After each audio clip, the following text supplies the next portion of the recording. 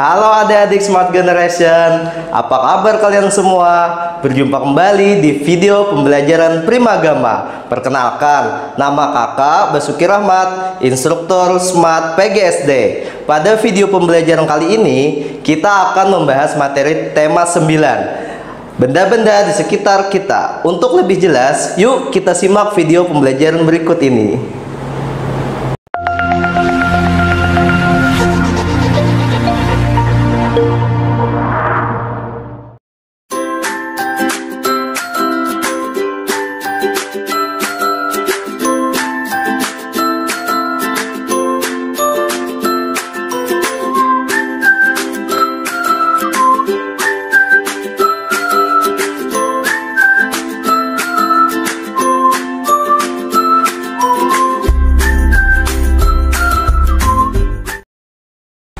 Assalamualaikum warahmatullahi wabarakatuh.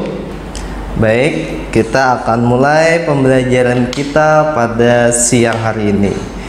Berjumpa lagi bersama saya Kak Basuki Rahmat, instruktur Smart PGSD.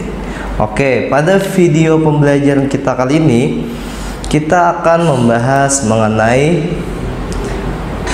tema 9, benda-benda di sekitar kita.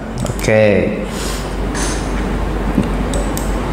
Pada pembelajaran yang terdahulu kita sudah membahas tentang tema 8 ya. Nah, sekarang kita hari ini masuk ke tema 9, benda-benda di sekitar kita. Nah, hari ini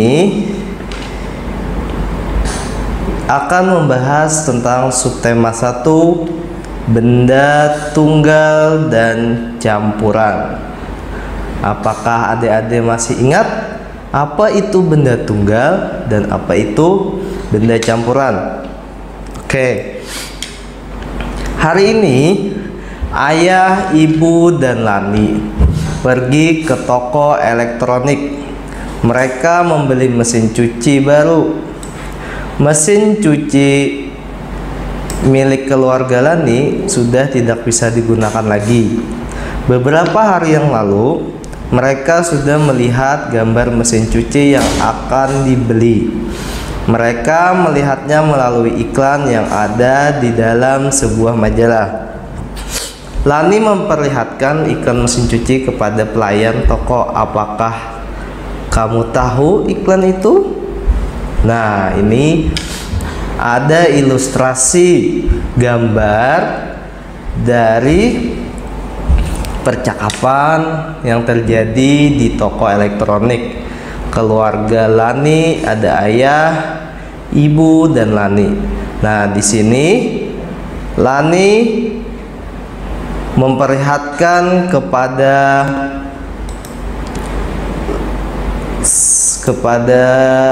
petugas yang ada di toko elektronik. Itu dia memperlihatkan sebuah iklan di brosur. Nah, hari ini kita akan membahas mengenai masalah iklan. Tapi sebelum itu, simak pembelajaran berikut ini. Nah, coba amati. Nah, ini tadi adalah iklan atau brosur yang dipegang oleh Lani. Nah, di sini ada iklan resik mesin cuci kapasitas 10 kg. Nah, ini ada kata-kata di dalam iklan. Oke. Iklan adalah sebuah tulisan pemberitahuan, biasanya memberitahukan sebuah produk yang akan dijual kepada si pembeli.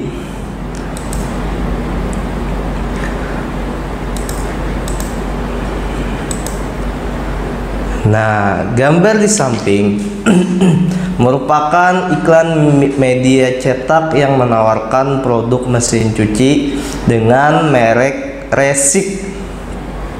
Iklan tersebut berisi penjelasan tentang produk dan kelebihan mesin cuci tersebut. Nah, jadi ini kelebihannya ada 3 adik-adik. Penjelasan tersebut meliputi kapasitas. Nah, ini kapasitasnya bisa mencapai 10 kg. Ada program dan bahan tabung dalam mesin cuci.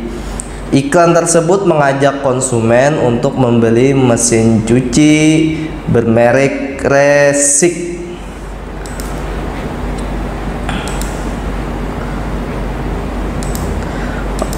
Nah, adik-adik, apakah kalian tahu apa itu iklan?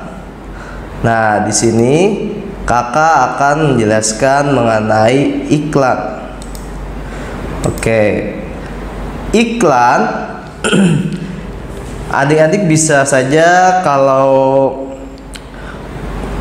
supaya tidak lupa, itu bisa saja tulisan yang ada di monitor bisa kalian tulis di rumah. Nah, tujuannya apa? Supaya kalian tetap ingat pembelajaran yang pernah kita lakukan.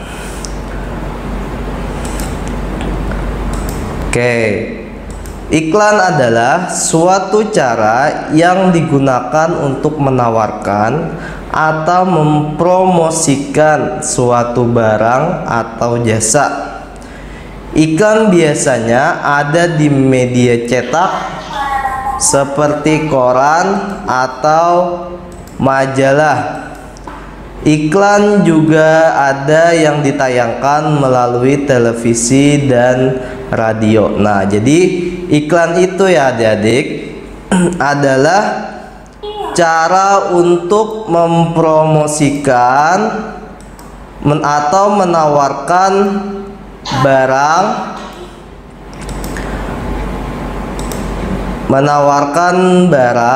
atau jasa.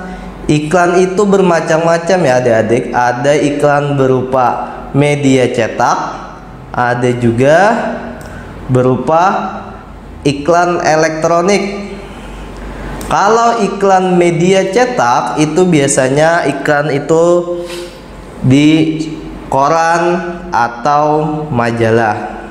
Sedangkan iklan media elektronik itu biasanya di televisi dan radio.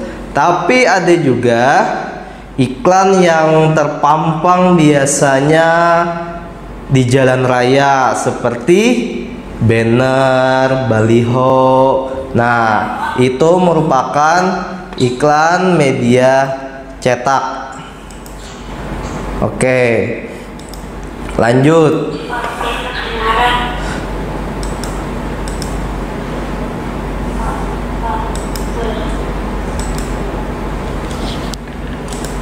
Oke, lanjut. Nah, di situ ada sebuah ilustrasi gambar. Lani, masukkan baju-baju ini ke mesin cuci ya, Bu. Lani, masukkan baju-baju ini ke mesin cuci ya, Bu. Iya, Nak. Nanti Ibu yang akan memasukkan deterjennya. Keluarga Lani sudah mendapatkan mesin cuci baru yang diinginkan. Lani tidak sabar untuk menggunakan mesin cuci barunya. Sore harinya, Lani membantu ibu mencuci. Lani memasukkan baju ke dalam mesin cuci. Kemudian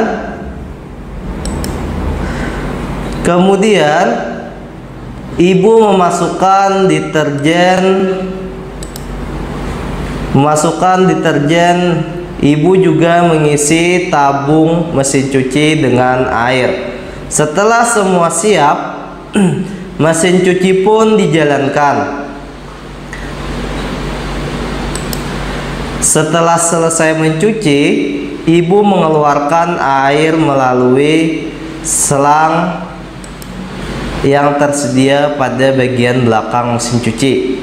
Air yang keluar sudah berubah warna. Nah, jadi adik-adik, pertama kan air yang keluar dari selang tadi berwarna putih. Tetapi setelah selesai mencuci, ternyata air yang keluar dari mesin cuci sudah berwarna. Air yang belum tercampur oleh apapun sebaliknya bening, tetapi air yang keluar dari selang mesin cuci tidak bening lagi. Air itu sudah tercampur dengan deterjen dan kotoran dari pakaian. Nah, air yang belum tercampur oleh apapun termasuk dalam zat tunggal. Nah, jadi air bening tadi itu disebut dengan zat tunggal.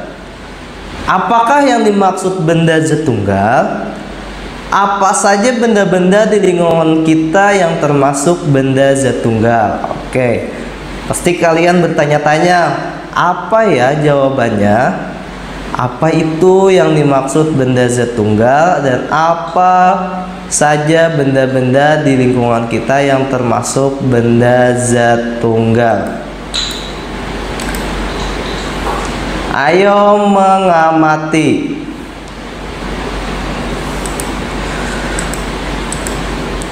Coba amati. Perhatikan berbagai benda yang termasuk dalam zat tunggal berikut. Oke, adik-adik, di sini saya akan menjelaskan mengenai yang termasuk dalam benda zat tunggal ya. Yang pertama adalah air. Air adalah termasuk benda zat tunggal asalkan air itu masih bening, belum tercampur apapun. Yang kedua, gula. Gula juga termasuk zat tunggal. Yang ketiga adalah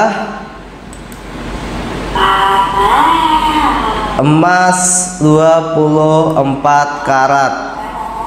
Itu adalah juga termasuk zat tunggal.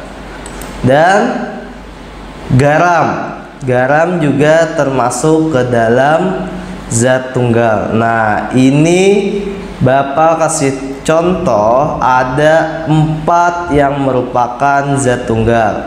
Yang pertama tadi adalah air. Yang kedua gula. Yang ketiga emas 24 karat, dan yang keempat adalah garam. Oke, paham ya adik-adik semuanya apa saja contoh dari zat tunggal? Lanjut.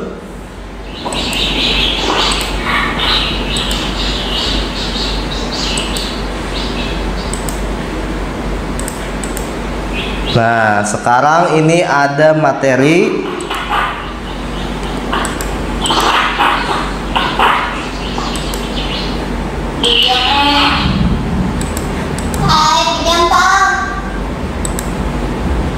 Coba perhatikan materi berikut ini ya. Diharapkan agar adik-adik tidak menyalakan suaranya ya, supaya teman-teman yang lain juga bisa mendengarkan dengan baik dan saksama. Oke? Nah, semua benda yang ada di sekitar kita itu termasuk dalam materi. Materi adalah segala sesuatu yang menempati ruang dan mempunyai massa. Berdasarkan komposisi penyusunnya, materi dibedakan menjadi zat tunggal dan campuran. Nah, artinya materi itu adalah yang menempati ruang dan juga memiliki massa. Massa itu adalah seperti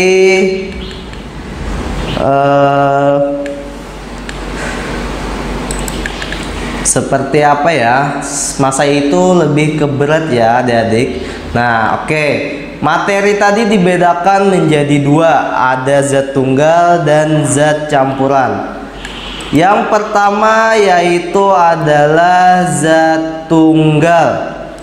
Zat tunggal merupakan zat yang terdiri atas materi sejenis. Nah, jadi zat tunggal itu misalnya tadi air putih cuma air putih saja. Misalkan garam, garam saja. Bukan bercampur ya. Nah, contohnya tadi benda yang termasuk dalam zat tunggal adalah air, garam, gula, dan emas 24 karat. Nah, itu murni, artinya tidak ada bercampur apapun. Oke.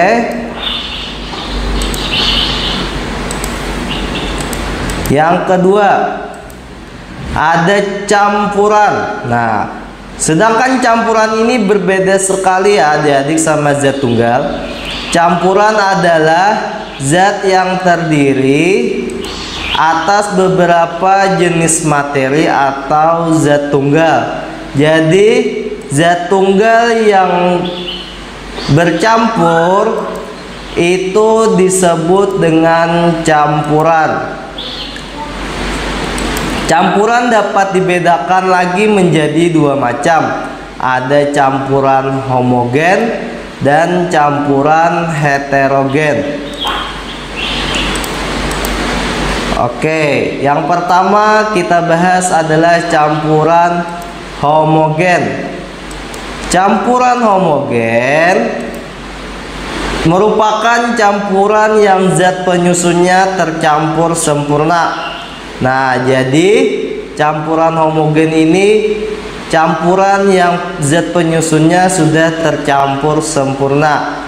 Biasanya pada campuran homogen zat penyusunnya tidak dapat dibedakan.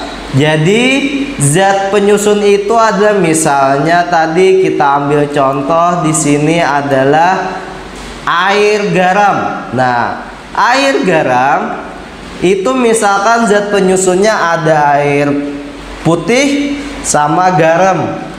Kita aduk terus-menerus, maka kita tidak akan dapat lagi membedakan yang mana garamnya, yang mana air putihnya, karena sudah menyatu. Nah, contoh lagi sirup. Nah, sirup itu misalkan kita ini kan hampir mendekati Ramadan nih. Jadi kan biasanya kalau mau berbuka puasa itu minumnya yang seger-seger lah.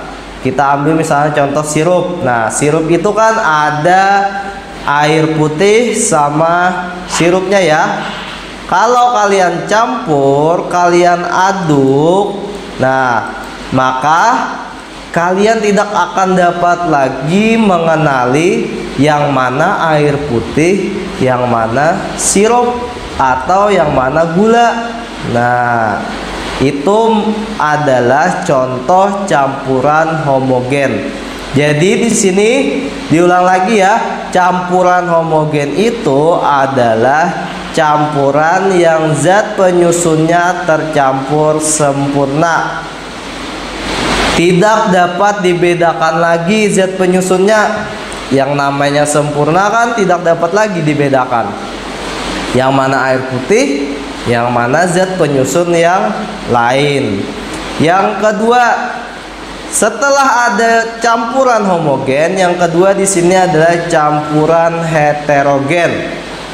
Campuran heterogen merupakan campuran yang zat penyusunnya tidak tercampur sempurna. Nah, sangat berbeda sekali sama campuran homogen tadi. Campuran zat heterogen tadi tidak tercampur sempurna. Pada campuran heterogen, zat penyusunnya itu masih dapat dibedakan. Nah, jadi adik-adik jangan sampai tertukar ya antara zat campuran homogen sama heterogen. Kalau homogen tadi tidak dapat dibedakan, sedangkan heterogen masih dapat dibedakan. Kita ambil contoh campuran air dengan kopi. Nah, misalkan kalian pernah melihat ibu kalian di rumah membuat kopi untuk bapak kalian.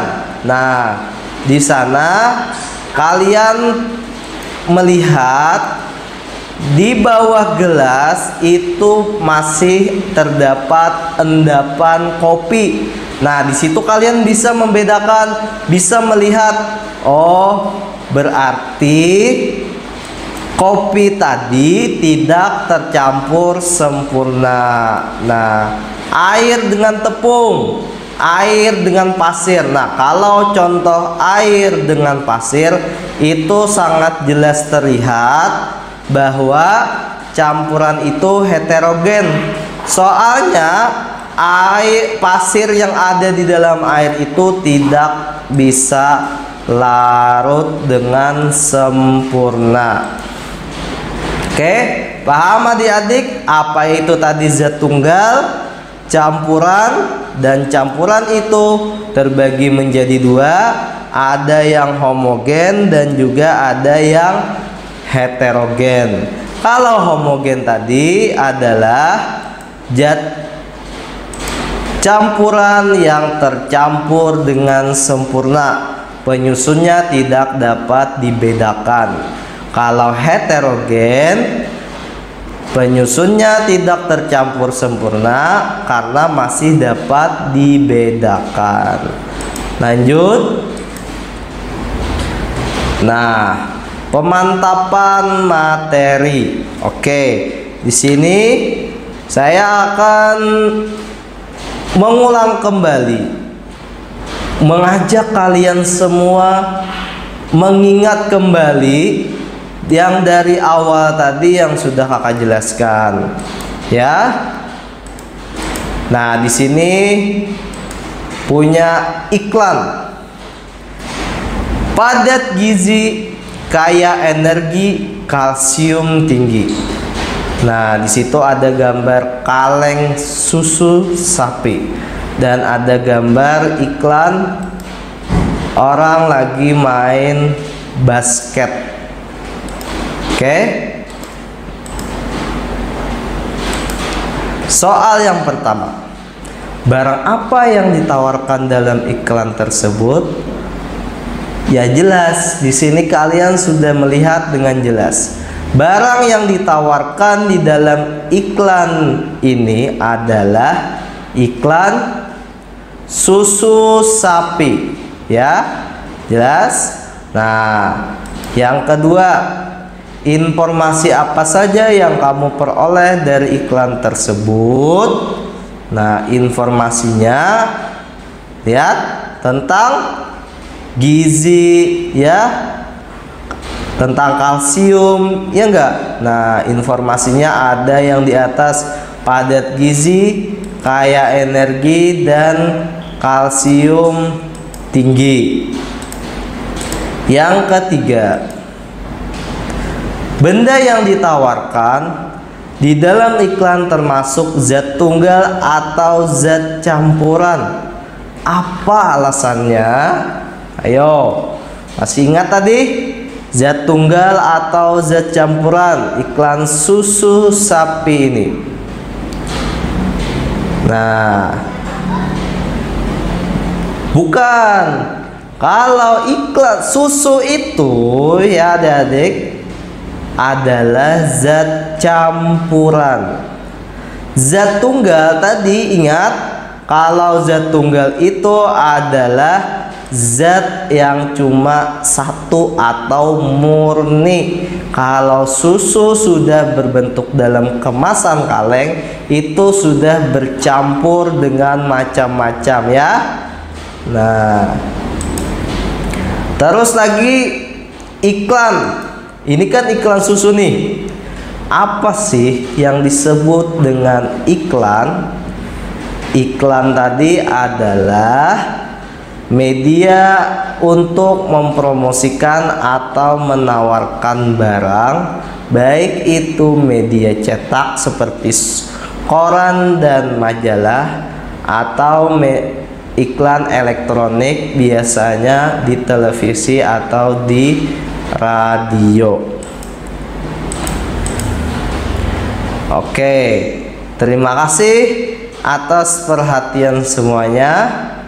Jangan lupa jaga kesehatan kalian supaya tidak terkena wabah penyakit. Nah, nanti selanjutnya akan kita lanjutkan materi ya. Oke, sekian pembelajaran kita pada kali ini. Nantikan video pembelajaran berikutnya di channel berikut ini. Jangan lupa like, comment, and subscribe, dan nyalakan loncengnya. Sampai jumpa.